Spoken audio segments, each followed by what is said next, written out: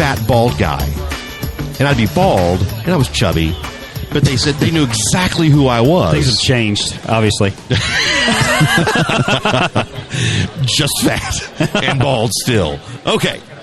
We're recording? Let's do it. No, we've been recording. Let's do this. Sorry, okay. No, it's okay. Thanks for joining us. Dan Green. Nice to be here. From Be Kind. No, it's Keep It Kind. Keep It Kind. Well, it's That's actually right? Inspire Kindness, and we're launching this Keep It Kind brand right here at Politicked. So tell us about this movement that you're involved in. We're interested in this. Yeah, no, it's interesting. I've been interested in it in quite a while and got involved in this about a year ago. We decided to create this movement to inspire kindness, one person, one intentional act at a time, and to create a ripple effect that will affect the world. And, our primary outreach is through a foundation called the Kindness for Kids Foundation. And so why we do what we do at the end of the day is our mission is really to bring programs about teaching the power of kindness into schools, elementary schools, to help kids understand what it means to be kind, to teach them the power of kindness, and ultimately, hopefully, avoid being bullies in the future and eventually become kinder adults. And so that's our outreach, and the way we do that through Inspire Kindness is through our content and our products. And we're a not-for-profit only business, so that's really where we're going now. The Keep It Kind is a brand within Inspire Kindness, and what we try to do is we try to identify target markets, audiences that will identify. So Keep It Kind, Kindness Wins, Kindness Revolution are different brands within our company that we can align with groups. Gotcha. And this is politics, my God. So Keep It Kind is the political side of your movement, then, it sounds like. Inspire Kindness is bigger globally. Exactly, yeah. And addressing issues like bullying in school and that sort of thing. Yeah. And Keep It Kind is politics has created a great excuse for us to talk about kindness. Oh, there's no bullying in politics. What are you talking about? Yeah. So, we're here to just kind of throw out nuggets of kindness. And it's been very, very well received. We had a few people that walked by and said they're not ready to be kind yet. And, I had a conversation with them. And how unfortunate and how depressing is that someone's, I'm going to choose to be unkind. No, right. I mean, it seems like something totally natural. It's the kid in me. It's also rewarded now. I mean, people acts of unkindness, especially on places like Twitter, they're rewarded. If you can actually be the guy that actually rebuffs the other side, or I go after the other side, or I win points with the other side. I'm slamming this person or doxing this person online. It's winning. So how does Keep It Kind cut through the clutter of this society, this age that we're in? It's almost like an age, right? We're in this age where it's cool. It's cool to have the slam, right, or that cutting remark.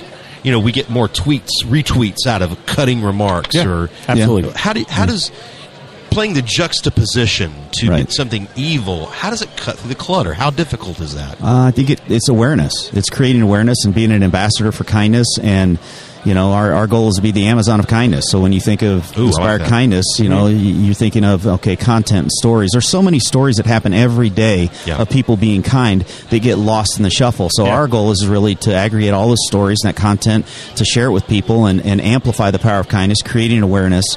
And that's really all we can do. Let me ask you this question, Dan, because is it a myth, especially in your mind, that kindness doesn't sell, like good stories don't sell? We hear that all the time in the media and other places, that you got to have that negative, you got to lead with that negative story. Those are the salacious stories, are the kinds people gravitate to. But I'll tell you this, I watch ESPN and I watch SportsCenter, and some of the stories that I'm just hooked on and drawn to are these like stories with Make-A-Wish Foundation or all these other kind of things. And those are the things that you see go viral on Facebook too. It seems to me like that narrative is completely broken and actually false now, that we can't have this kind of movement become popular and people are just not drawn to it. I feel like that's just a myth. Well, it's not as entertaining to be kind. I mean, it's the whole entertainment factor in terms of what the media is doing, the stories that are out there, both sides. I mean, if you listen, left and right news, it's nasty, and that's more entertaining.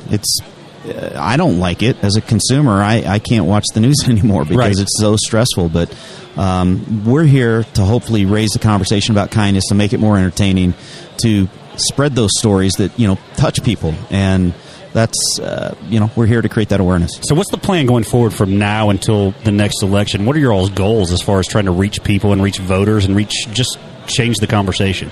Oh, absolutely. Well, we launched the viral video with the Keep It Kind brand. So Inspire Kindness, you can see this cool little 16-second thing that we're getting a ton of traction on. And that's on your website? Yeah, it's on the website.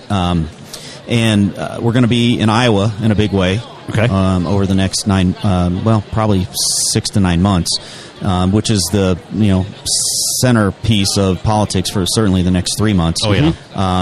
And, we're really good at digital marketing, so getting out there online and spreading it through our social channels, through our partners. We've partnered with a lot of kindness-like organizations. We're like-minded. We believe in kindness, and through their partnerships, we can amplify the power of kindness. Influencers, we've got some celebrities that we're going to be launching the Kindness Initiative with. So, amplifying the power of kindness through any channel we can. That's amazing that celebrities are actually headed that way now. That's where they need to be. It's crazy. We've been talking about this, and I kind of want you to comment. We've seen Ellen be attacked, right, for sitting with George Bush. I mean, that's the kind of at a football game. That's the kind of society we're living now. You can't engage someone without risking being completely cut off by half the country. Right. Right. And it's so unfortunate. So I guess how are the political parties and the leaders of political thought on each side, and actually celebrities on each side, how are they reacting to your sort of movement? Are they embracing this sort of thing, or do they see this as a threat to kind of what they built? No, and the folks that I've met here today, I've met congressmen, I met a few senators, I've met the junkies, the political junkies, and the pundits, and with the exception of a half a dozen folks, they all get it. It's not politically aligned. They agree with it, you can't argue with kindness. There's 80% get it. There's 10% on the left. There's 10% on the right that are just never going to get it. Right. So we're really focused on amplifying that power of kindness to that 80%. You're not going to get everybody, but you might plant a seed with somebody on the far left and far right. That maybe I don't know, maybe they let somebody in on an interstate because kind of that's the way I can be. I mean, it's got to start somewhere. It starts as a seed, and along the same lines of starting somewhere. As children, it's almost like it's ingrained in us. Kindness is good, right? Kindness is a natural thing, right? Where's the disconnect? Where does suddenly kindness become not cool? When does it? At what point in our lives does it become this eroded, diluted thing that we turn to not being kind? Gosh, I think a lot of it has to do with parents and school. I think parents can really beat down kids. School certainly can beat down kids. Bullies can beat down kids. One of the things we're seeing in elementary schools is that kids really are not first and foremost kind to themselves. They don't have positive self-talk. That's a very good point. What we're trying to do is teach kids the power of kindness, in your heart.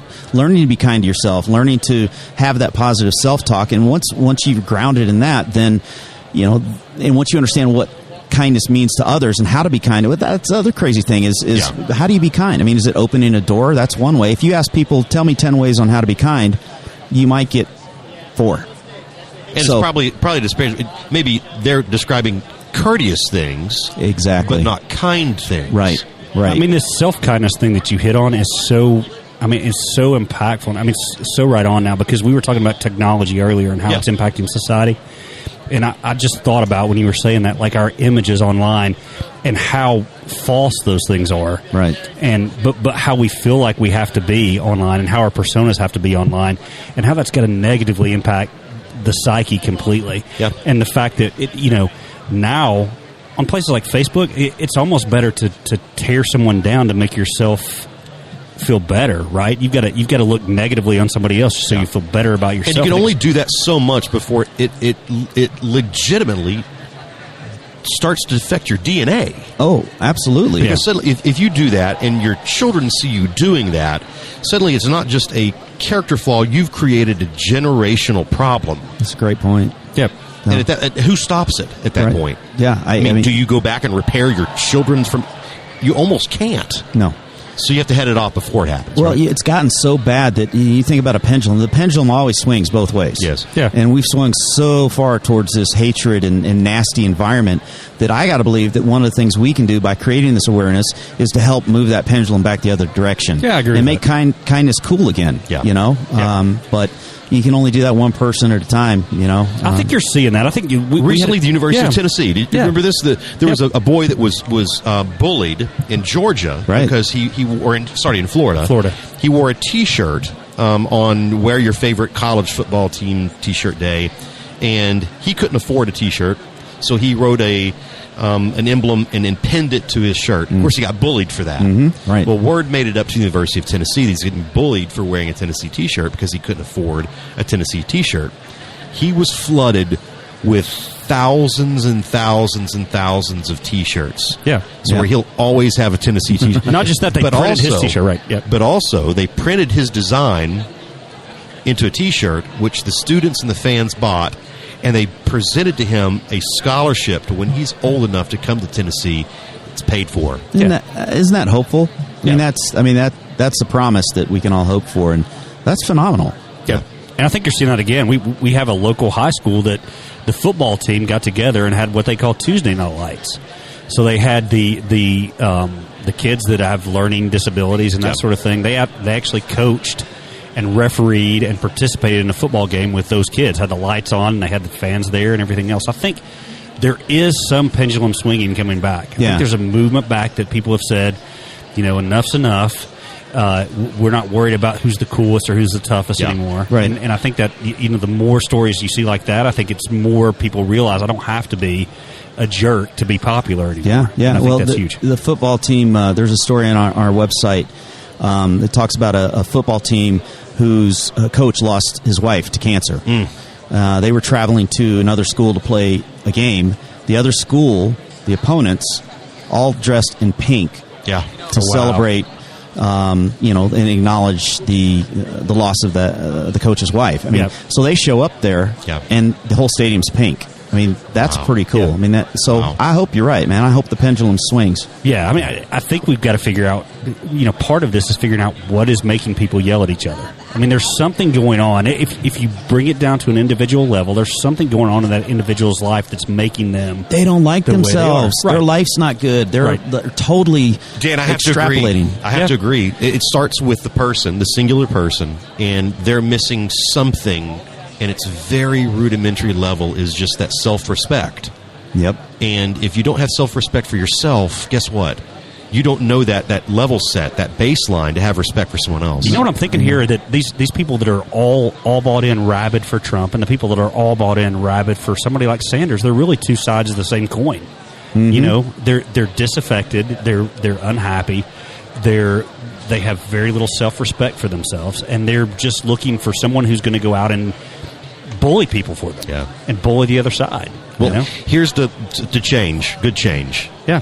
Dan, awesome time speaking with you today. Thank you. Dan Green. Tell us where we can find Where can we find you on social media? InspireKindness.com, hashtag InspireKindActs. Okay. And we hope to see you on our site. You guys are on Twitter too, right? We're on Twitter. Yeah, we're Twitter. We're socially everywhere. Okay. Excellent. Yep. So thanks again for joining us. They're good at social media. We got to get their help. Yeah.